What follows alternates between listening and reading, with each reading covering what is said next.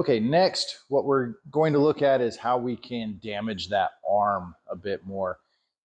I always like looking at ways I can end the fight very quickly. If I can do it with little damage, that's great. I don't really want to have to hurt someone to where it affects the rest of their life. But I am going to protect myself. I am going to protect my family and loved ones around me.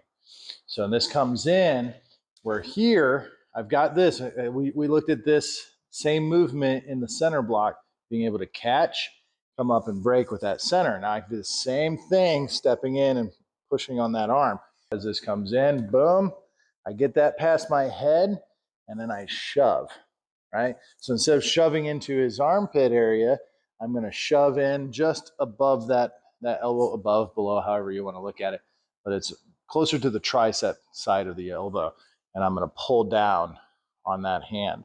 So I like getting that hand towards the shoulder, so it's off my head, but it's not so far out. I don't have any real good leverage and push-pull on that. So we can also draw back. I like this movement. We'll scoot up just a hair so we don't get too far out. This pulls him off his balance. Then I have a loaded up leg to shove in. So I'm here. See how this pulls him off his balance. So, and I'm not really pulling on him. He's reaching for me. I'm just giving him a quick little finger grip pull on that. So boom. And now I've got him on my shoulder. This arm can just come straight up, start that break. Mr. Scott will tell you that that hurts more than you think it is. He's not being really just dramatic or anything like that. I know that comes off sometimes in videos like these, but it's, I'm not being that nice to him. So mostly nice right there. So he's feeling that pressure, and we want you to see that. We want you to see that these techniques work. Now I'm just pushing on him. So it's a nice little incentive for him to stop doing what he's doing. Pain compliance is one of the terms we hear a lot and are used a lot.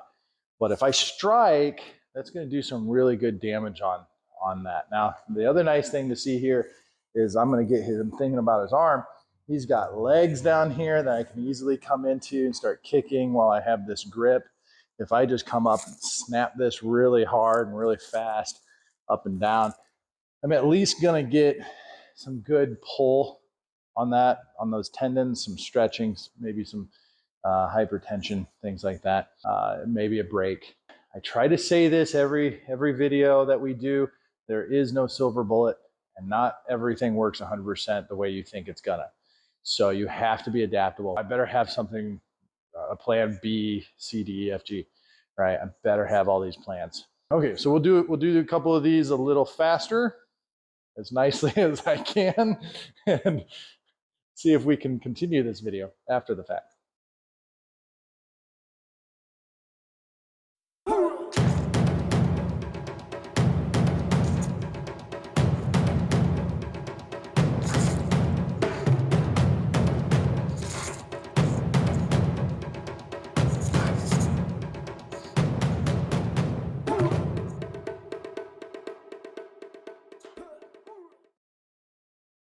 Another technique that we like, it's a little more intricate.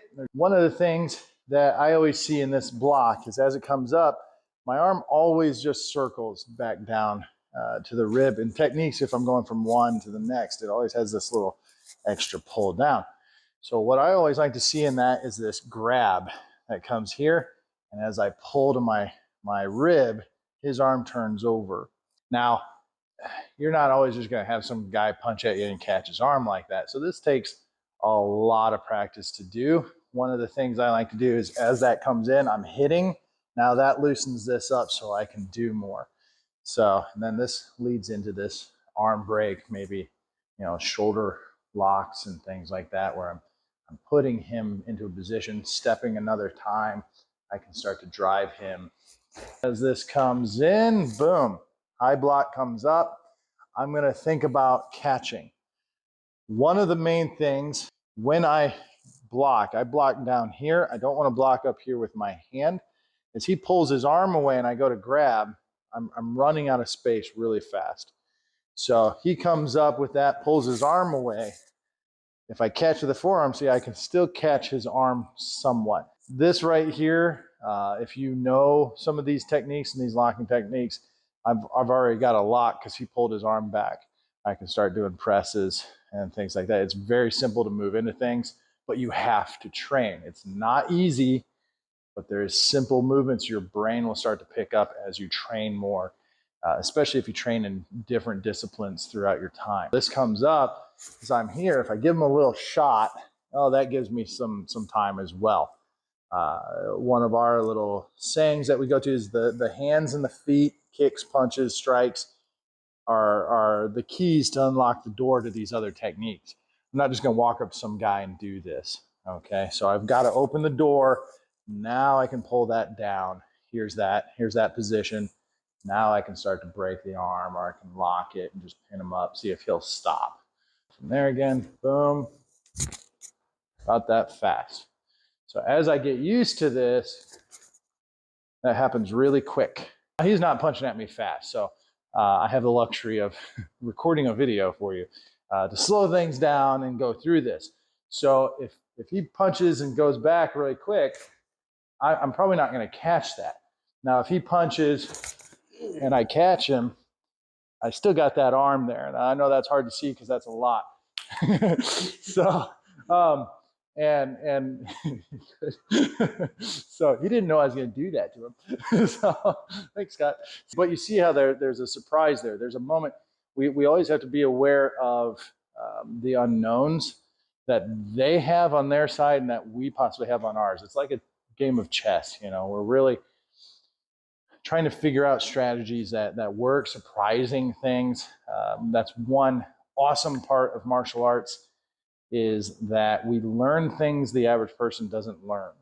We get to do things not everybody else does, so we have more tools, we have a larger arsenal, if you will, and we have a science to work through these things. We hypothesize and we experiment and we play, and it lets us explore techniques and learn a much broader scope of defense, a much broader scope of offense.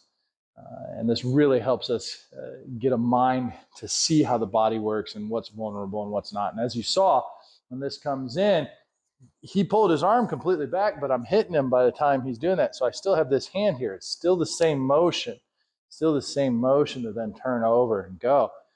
We have to practice these things so our minds see it without thought. And one of my favorite quotes is, if you have to think about something in a fight, you can't use it. So it's just a great thought that I have to practice something, so it's a muscle memory. It's something my body responds to, because my mind and body is going to want to seize up in the tense moments. We'll go through this nice and smooth. I'm not going to do it real fast because it can damage pretty easily. So here we go.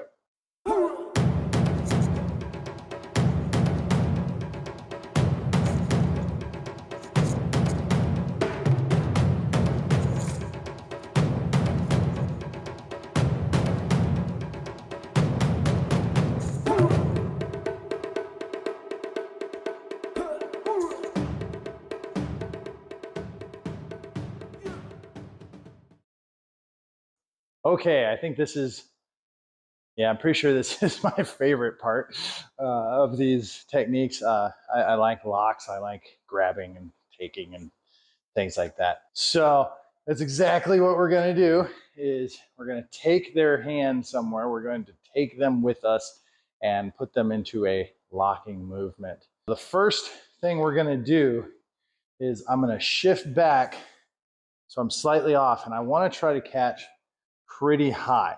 Now, depending upon how they're punching, this is going to work really, really well, or it's going to be a little more difficult on what we're doing. Now, what I like to do, if they have a vertical hand, to get their hand to turn, give them a little kick or something. That usually drops their arm down, and I can catch over top the knuckles, kind of like bad, like stop it, that kind of thing. That's the thought you want to have, is grabbing on the top of that hand. So boom, pop, kick them there. Here, I can get that top of that hand. Here's that rising motion. This also works if I'm thinking about the center line as well. Either one, I like rising because I can pull and grab that, And as he tries to fight and pull back, I'm just going to sink right in. And you can see that hurts. Now I'm trying to be really nice about this. The main idea is I want to create a Z shape from his shoulder to his elbow, elbow to his wrist, wrist to his fingers. All right, I'm over the top of these knuckles here with my palm, grabbing in, I'm pulling in, and I'm just hugging. I'm not doing much of anything else. Now, I'm putting a lot of pressure here to keep this wrist from dropping. I have my arm underneath. I'm hugging in. If I need to, I can smack, hit, whatever from here as I come up, hit the eyes, whatever. But I'm pinning this shoulder, my shoulder to his elbow, locking this in. I'm going to do a slight as I hug his arm to me. See, that's not what does it. It's actually me turning this hand towards his face. That's what's doing it. So as this comes in, boom, I want to get that hand loose. So I'm going to kick his shin or his knee, kick him in the groin, whatever I need to do. Again, I always suggest if you're going to do kicks, do them below the waist. It's too easy to catch and grab and see them coming higher than that. I catch this hand. This comes up. I start to bend. As he tries to start getting away from this, I'm just going to step in and turn this in. Now, I'm going to do this a little bit, and you'll see him go down to his knees. He's doing that to get away from the pain, and we're going to go very slow. It's very quick. So, all right. Now, we're big believers in just because they tap, I don't let go. All right. So I'm not in a sport. I'm not in a competition. I'm not here for points. Even in sports and events there, they tap and they tell you to let go. Usually there's a referee that comes and stops the fight. I'm not going to have a referee if I'm in an altercation on the street. I don't care if this guy's tapping. I've seen too many people who practice tap, let go, tap, let go. Heard too many stories about people who practice that way getting really hurt or permanently hurt because they let go. And this is not a sport that they're in. They're in an actual fight, and that other person is there to hurt them. You let go of the person who's now mad at you because you just put them in a lock and hurt them, they're going to try to hurt you back. Be smart about this. Train well. Have some common sense when you're training. Think about the technique. If it doesn't work for you, don't do it. Don't do that technique. Find something else that'll work for you better. Okay, so again, we're not here to tell you anybody else is wrong. We're not here to tell you that we're the only ones that work. These are just some fun options we like. I think they take skill to get into. This is not for everybody. Okay, this is for anybody who wants to train in it. Anyone who wants to come in and actually work on the art and the system can do this, but not everybody wants to do that. Okay, so this punch comes in. I'm going to come here. I'm going to kick him. I'm going to hit him to get him to loosen up. Pull this over and wrap it right in. So it's here's my grip again. Here's this pulling back to my ribs idea. It's just as I do, I push up on that elbow. See, I'm getting him to lift through that elbow right here. Lifting, hugging. Now, if I can, I'll come in here and support my other hand on what I'm doing with this. I like that kind of movement, right? And then it's just as simple. You can see his fingers go up, and that's when he wants to tap. So this comes through, boom, kick. I'm going to catch that hand as best I can. Going slow, I can always get in this really perfect position. Going fast, you're not always going to have that. So you kind of grab where you can and adjust as you need to. If I can, I'm going to get around the meat of the pinky. And my thumb's going to go in this webbing in between his thumb and first finger. I'm going to turn this over. If you want a really good tool, point. So I know I'm pointing up. I'm going to be pulling the lever down as this arm comes up, and then I'm just going to wrap in. Again, comes in, kick, grab. All right, here's that motion. Again, we're still doing this. We're still doing this motion. We're here. I get stopped by his arm. he's going, yep, that worked. All right, so I get stopped by his arm, so I can't keep lifting up, so it just turns my hand, and I just press where I can press. Okay, again, we're trying to be really, really nice on this. If I go full speed, it's meant to break that wrist. It's meant to tear all sorts of things apart. They'll be in a lot of pain. So you want to make sure you're using these techniques properly. Go slow if you're training. Do not do these fast. Big difference between trying to go fast and being fluid. being smooth, being in control. So we talk about be in control, be fluid, don't be fast. I don't care if you're fast. Speed is not an indication that I know what I'm doing, because there's a lot of people who can go really fast and be really sloppy and do really stupid things. So I don't believe in that. If I'm smooth and fluid, this comes in, boom, I've got him. It's fine. Good. I get a little Morse code in there for help. help. So we'll go through a couple of these on both sides, a couple different angles for you.